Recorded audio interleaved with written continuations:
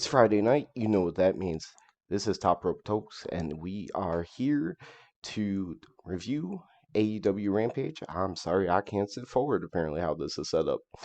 Anyway, I'm just saying, usually I'd have a partner here with me over on this side, range of motions, but I'm unavailable tonight, so I'm going at it alone.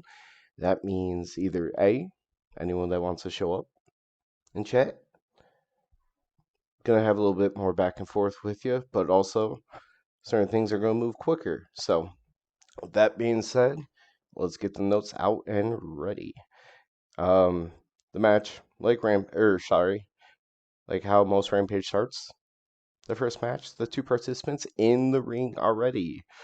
YouTube them, live stream those entrances, but it was Andrade El Idolo with Rey Fenix. Um, I really feel like the start of this match was just to showcase that Andrade can still really, really move despite the fact that he is beefed up. Because there was a lot of just lucha, fast paced kind of sequences with chances for him to still, like Ray Fenix hits a move like a Hurricane Rana. Andrade turns around, does it back. Just a lot of speed encounters like that. I feel like it was really just to show off that, hey, Andrade's got size, but he's also can still do all those things, which is great. I love him.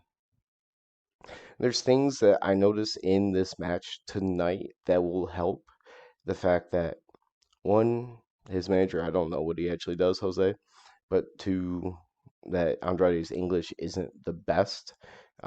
There was some good character work in this match, and we'll get to it at a little bit later. Um, really just enjoyed a lot of the match early on, but eventually, a little bit later, Phoenix hits one of his rolling cutters, and when he does it, Andrade goes all out for it. He just straight up spikes himself on the mat. Um, it was really, really good.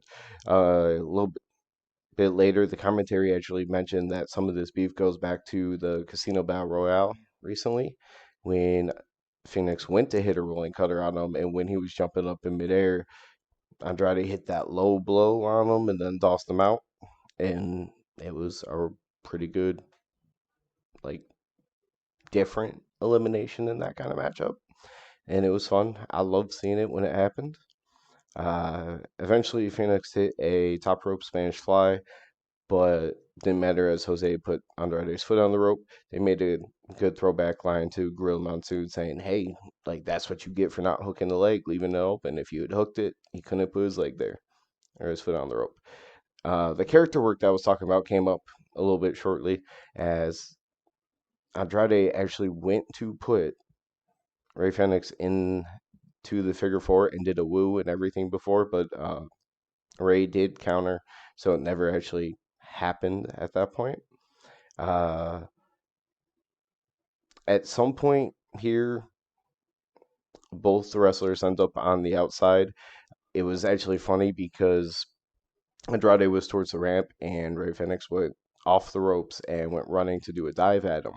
And Jose tried to like grab him and then try to slide into ring after him. And as that happened, Alex Abrahantes got into the ring on the other side and they got into like a little bit of a shoving matchup. And that distraction and the ref being involved in all that ended up leading to Roosh coming down at the ramp just very quickly. So I don't know where he actually was or if he ran, but when they cut back to it, he was just already standing, just waiting for Phoenix to stand up. And then we get the low blow after Andrade had already tried a bunch of dirty tactics like that to win earlier.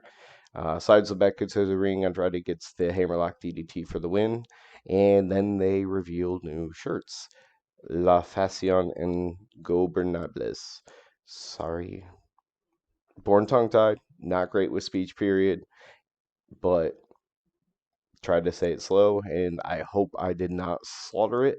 I know I've heard the word a bunch. It's just, it's also the kind of word that I'm going to struggle with. Uh, After they show off the shirts, Roosh rips off the Phoenix mask, and that's when Penta comes out for a save. And we cut to Eddie Kingston backstage, spending his time hype up Forbidden Door, talking about it's going to be great, everything. Talks about how a bunch of his boys are going to end up, with Moxley facing Tanahashi. Just kind of runs through a lot of his guys and what they're up to, and just hyping up Forbidden Door. But in the end, he actually says he's all about blood and guts.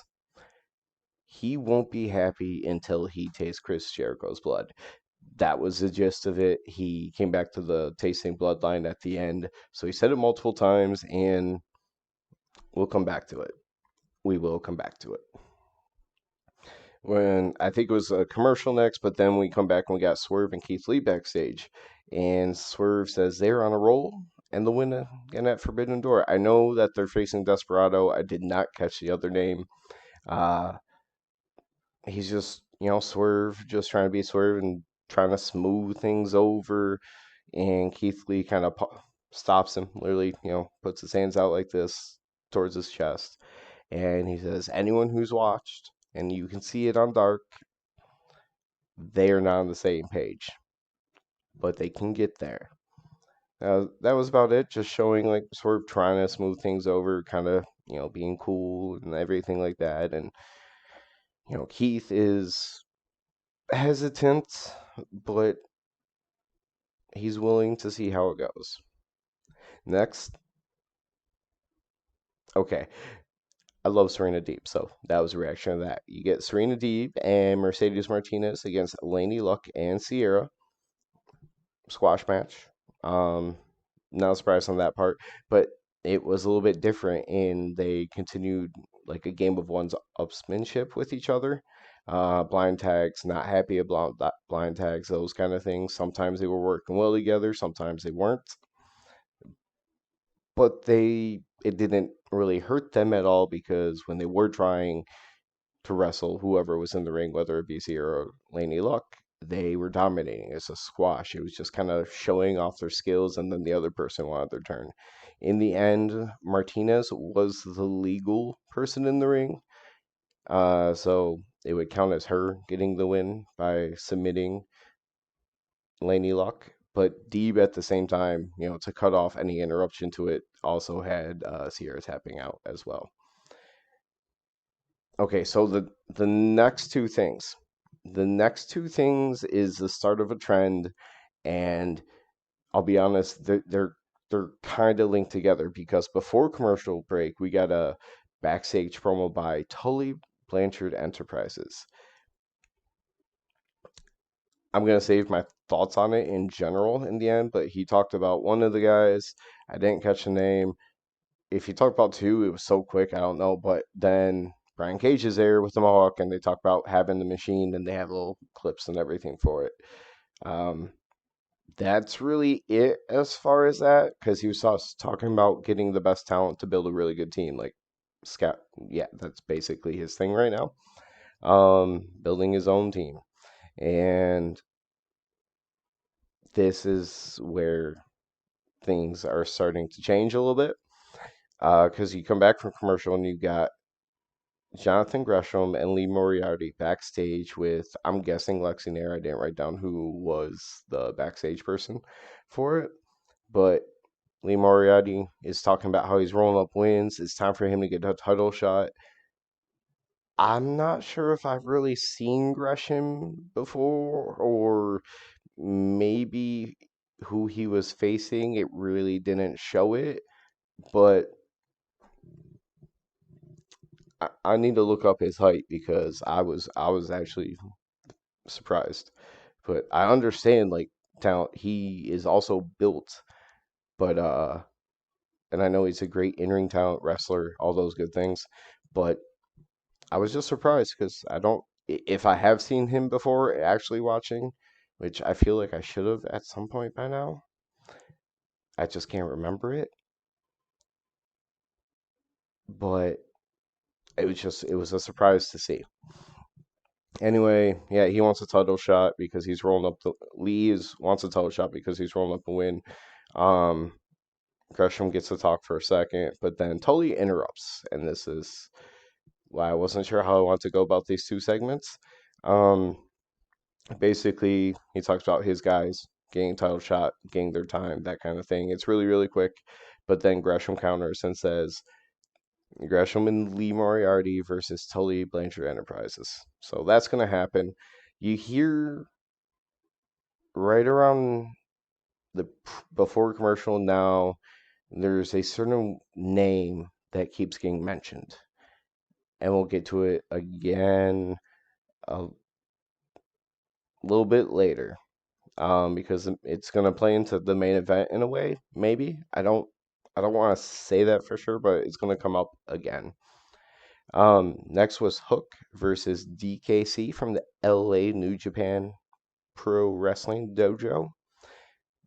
Commentary legitimately sold surprise because, and I'm a little bit surprised by this because they spent before the start of the match really hyping up this guy, saying like who he's trained with, where he's from, all those kind of things.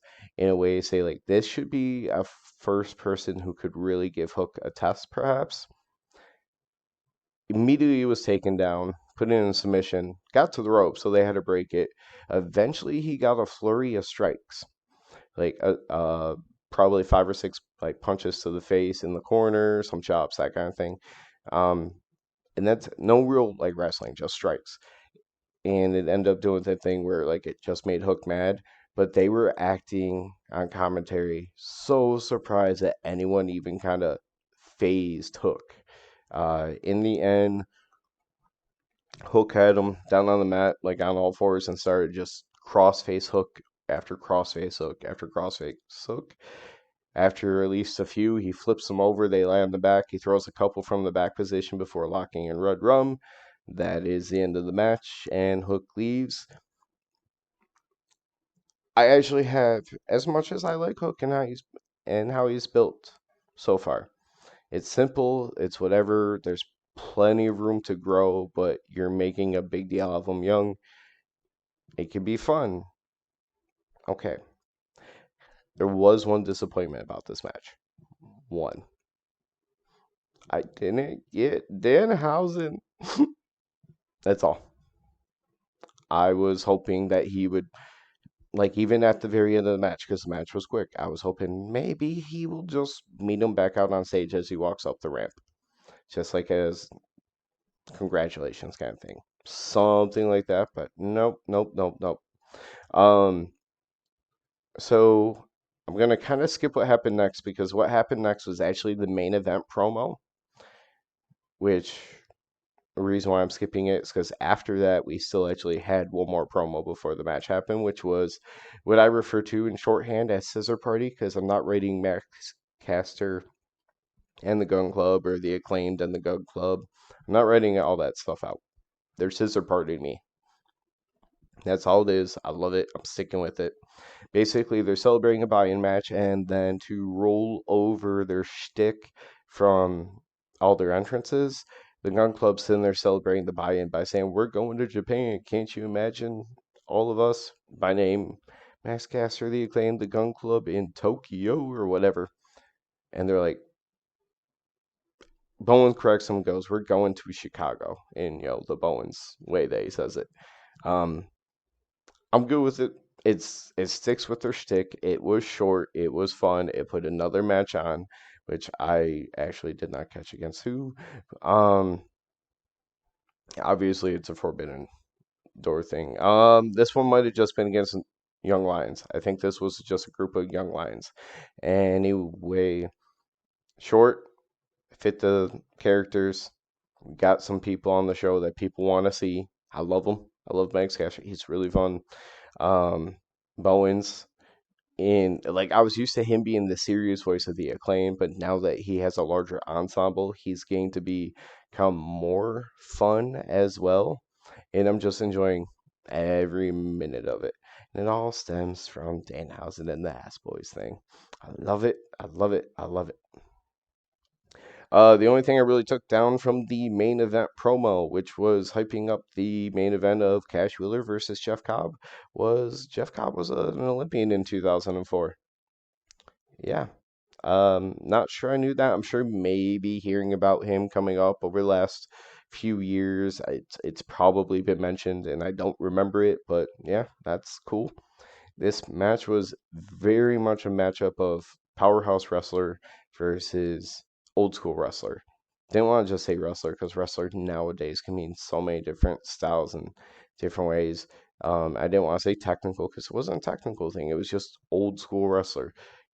He used having some speed advantage to still do the punches and stick and move, those kind of things.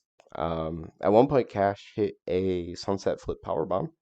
Commentary started joking about like, man, he wanted to take him across the ring like Liger, but Jeff Cobb was too big, and he just had to put him down, had to get over with. But in the end, Jeff Cobb ends up winning with Tour of the Islands. Not shocking. Jeff Cobb was a singles guy where they can use him that way again. Versus Cash is probably going to say a part of a tag team with the occasional singles match for most of his career. So, in a singles match stance, one who actually has a solo finishing move, all that good stuff, it makes all sense that he would win. The Great Khan, after the match, during the music, starts coming down the ramp. He's not acting like he's running into attack or anything. He's just coming down, pointing at the titles, kind of taunting, making faces, that kind of good stuff, celebrating the win. Dax is pissed. Dax comes sprinting down the ramp and hits him from behind. Almost immediately, the rest of United Empire, Will Ospreay, Aussie Open come out and they get into it. After that, it was Orange Cassidy and Roppongi Vice, big brawl. But this is where it gets fun again, and we are going to go back to something earlier. But first, before I kind of wrap up how the brawl kind of went, let's take a moment. I want to hit the point that I was going to talk about earlier. So this last match between Cash and Jeff Cobb was for the tag, to set up for the tag title match at Forbidden Door with, the Ring of Honor titles on the line, FTR being those champs, IWGP titles online.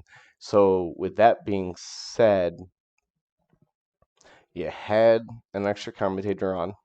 I don't know his name yet. I don't really care for or at least tonight's commentary. I didn't really care for hearing his voice. I remember there was a guy before. I don't remember his name that I thought was really good on commentary, but it was not the same guy. Um, but let's assume it's a Ring of Honor commentator because it was Ring of Honor Tag Team Champions. Okay. Before that, you had the Lee Moriarty and Jonathan Gresham promo backstage. Ring of Honor again. I believe the Tully Blanchard promo even before that was about Ring of Honor. So there was a lot of Ring of Honor references or points to this show where Rampage felt like maybe a half an hour of an AEW show and half an hour of a Ring of Honor show, um, which is cool. And remember Mercedes Martinez in their tag team match. She's the Ring of Honor Women's World Champion, but that wasn't treated in the same kind of way. Now, it's cool. I like Ring of Honor stuff being featured, especially if you can bring in different people, like how Silas Young showed up and put on a great match with Hangman Adam Page. That was fun. I don't mind Ring of Honor being featured, but I have already been. I'm not saying that Rampage needs a second hour. I'm not. I just, before the All Atlantic title would have become a thing, I thought it would have been a Trios Championship. That hasn't happened yet. But I said before they start adding something like a Trios title where it's a whole different division that you have to actually focus on as rankings. Yes, a lot of these guys are having trios matches already, but it's not always for the purpose of this being a team. Sometimes it's a mix and match of people that are feuding all together at the same time. It's not always a team thing. If you did a trios title, you would have to get like an actual it you would have to focus on the trios matches in a different way than just using the trios matches that you do now. At least a little bit. So before any more titles, that would create like a different division were added, I wanted another hour. So I was okay with something like a Ring of Honor title, which hopefully they'll eventually have their own thing, but you have occasional features and crossovers. That would be great. I would have been okay with that. It's just if there was a new title added, I would have preferred trios, and that creating what it would have had to the effect on the shows I feel like that would have had and the roster would have required a second hour. But the Ring of Honor stuff as like random features, I'm good with. But I don't want to find out that half of Rampage is going to become a Ring of Honor show on a regular basis. Um, and it was just a little bit extra surprising just with it being Forbidden Door on Sunday. That is all as far as that goes. As far as just and like to wrap up Rampage as a whole, the big brawl was already happening, but then one more thing happened. One more. And it was the only thing in this brawl really worth paying attention to because this is where the story kind of followed in the brawl at one point. Jericho on Rampage commentary. Okay. Eddie Kingston knows exactly where he's at. So while this giant brawl is happening, all of a sudden Jericho's on commentary talking about it. Eddie Kingston comes running out of the tunnels, going right after Jericho. And since they're at the desk, he ends up grabbing pens from the desk and starts jabbing and stabbing at Jericho's head.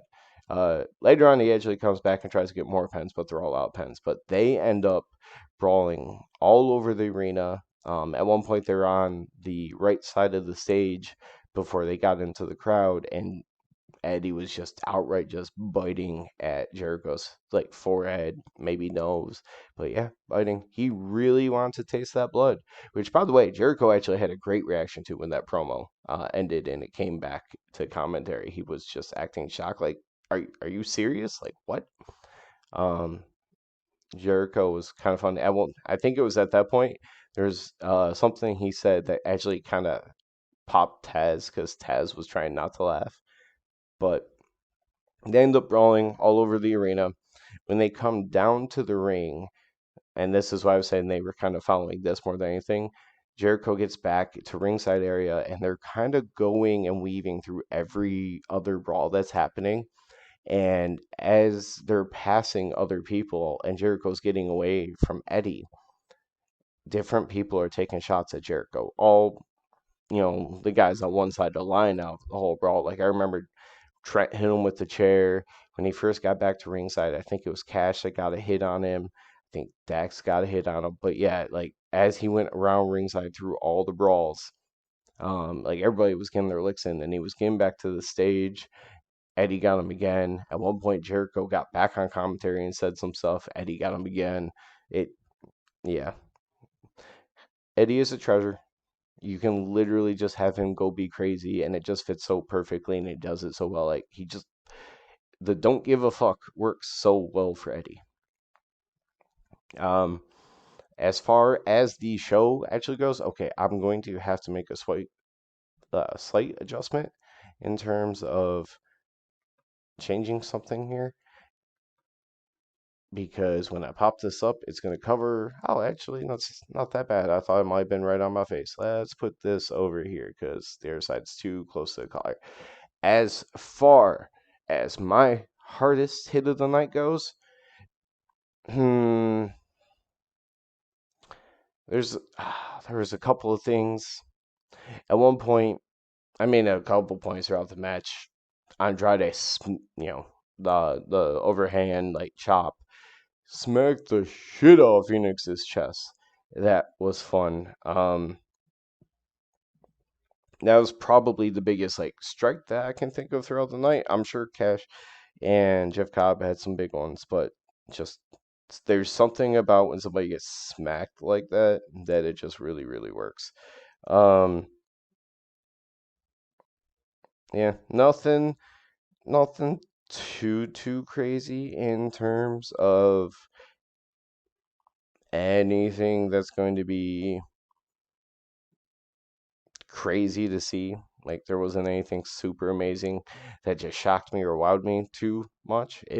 So I'm just gonna stick with, yeah, Andrade smacking the shit out of Rey Fenix's chest. Um, that match in itself was probably my highlight of the show. Uh, besides, okay, seeing Hook in his quick matches, that's cool. I'm always down for that. Quick backstage segment with the Scissor Party, good with that. Uh, the the women's tag team match was a squash match. Swerve and Lee was a backstage segment. Eddie Kingston's always fun when he's on the mic. So, yeah, just by default, that match is also going to be my match of the night.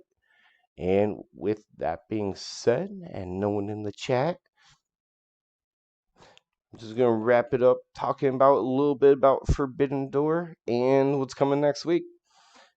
So, as far as next week's go, we will not be live on Wednesday night. That is going to be kind of impossible to pull off.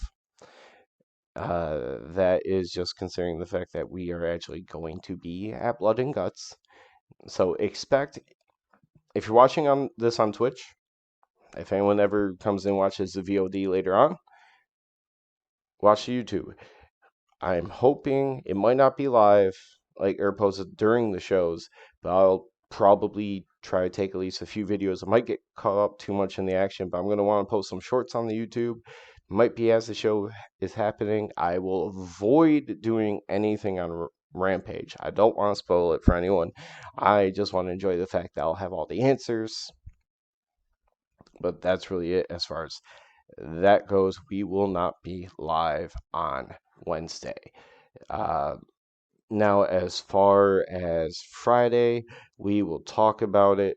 I'm not 100% sure since we will have seen it all on Wednesday.